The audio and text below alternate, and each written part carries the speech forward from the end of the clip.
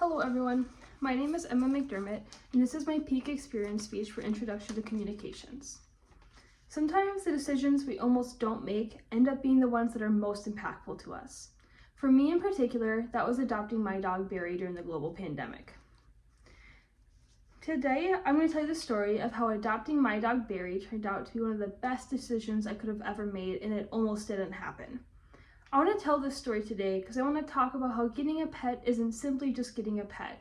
It's getting a best friend and a companion, and they can teach us in a lot of different ways you might not expect. In particular, adopting my dog Barry helped me learn to manage responsibility and time management, interact with people and break out of my shell, and explore where I lived. To start, I wanted to give a little intro on my experience with dogs. Before college, I lived in a full household with a sibling, a dog, a cat, all of it. When I moved to college though, I felt myself becoming a little lonely, only with a fish for company. This loneliness was only amplified during the pandemic when my roommate at the time moved out.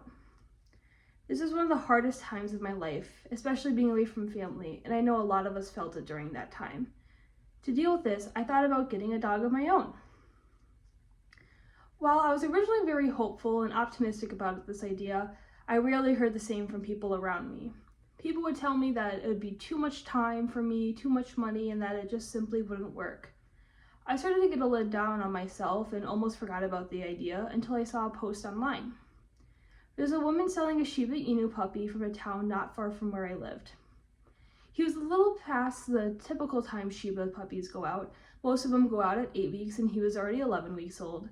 He also had a hard time getting along with his siblings, being the smallest, and he even had a small piece of fur missing from his back during a puppy tussle. I heard his story and my heartstrings immediately pulled, and next thing I knew, I was driving down to the cities to pick him up, and knew I had a lot of work ahead of me.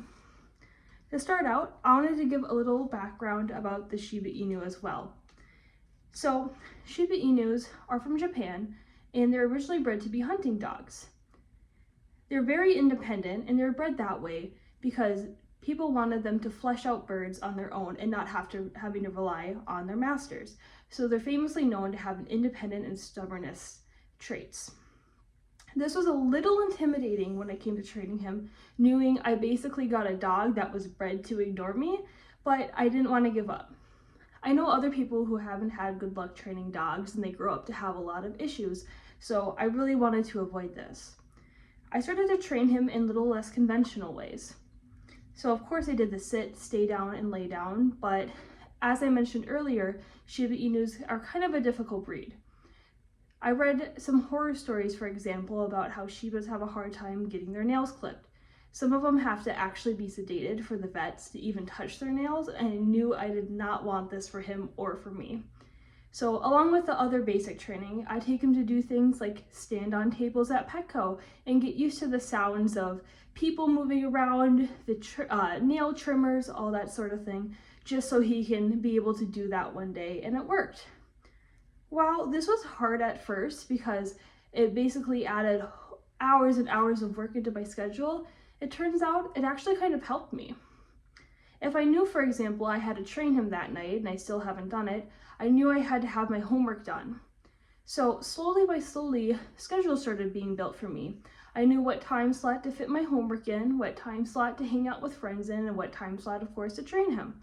So, in a kind of weird way, he helped me develop better schedules. Next, he helped me interact with the world around me and break out of my shell. I kind of underestimated what getting a dog breed that people typically don't see would do to me. I remember I would take him walking, whether it be simply around my apartment or maybe somewhere like Petco and PetSmart, and I seemed to almost always get stopped. People like to ask me what kind of breed he is, how old was he, and what was his name, all that sort of thing. People usually like to tell me he looks like a little fox if you ever seen a Shiba. While this was a little off-putting for me because at the time I would say I was extremely introverted and it was kind of hard for me to break out my shell a little bit, it eventually got easier the more and more it happened. I find myself being able to talk with strangers of all different ages, kids, people my age, older adults, all the different ages about kind of who he is, where he came from, what his breed was. On top of that, I would mention to classmates about him. that I had a new puppy. Turns out a lot of people got puppies or at least a dog during the COVID pandemic, and I scheduled myself kind of play dates with them. Being socially distanced at the time, we'd take them on walks together. And while I not only socialized him getting used to other dogs, I kind of in a way socialized myself. I found myself branching out, reaching out to different people, and sometimes these classmates ended up becoming some really close friends I had at the time. Finally, he helped me interact with my environment. I didn't realize just how many places in Duluth were oriented, or at least included dogs in their environment. For example, Wild State Cider encourages you to bring your dogs on the patio. So I found myself maybe catching up with friends, grabbing a drink, and bringing him there, somewhere I never had even suspected before. Another place is Ficker's Mall. Not only do they want dogs, they encourage them. If you ever go there, almost every single stop, besides the ones that don't have food, have little treats by the cash register for you to bring your dog and they get a little treat while you go. So this was super fun for me, being able to explore an area that I really hadn't before, just moving up to Duluth a few years prior.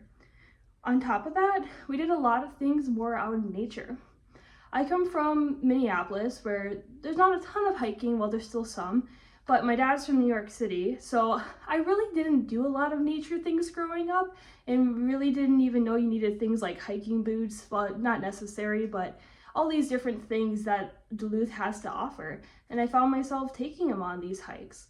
We found these beautiful nature spots, whether it be with classmates I mentioned earlier, or just even exploring around my apartment, and I began to really appreciate the area of Duluth a lot better. So in turn, he helped me explore where I lived, both places in Duluth and the beautiful nature it has to offer. To conclude, I just want to restate how getting a pet is more than just getting a pet. It's getting your best friend and a companion that can teach you a lot of different things. In particular, for me, it helped me with my time management, branching out, and exploring where I live. And I think it's only fair if I dedicate a whole speech for him to show you guys a little bit about him. Grab him real quick. So, this is my dog, Barry. So I just want to say thank you for listening. And remember, next time you're considering getting a pet, it's more than just getting a pet, but your new best friend.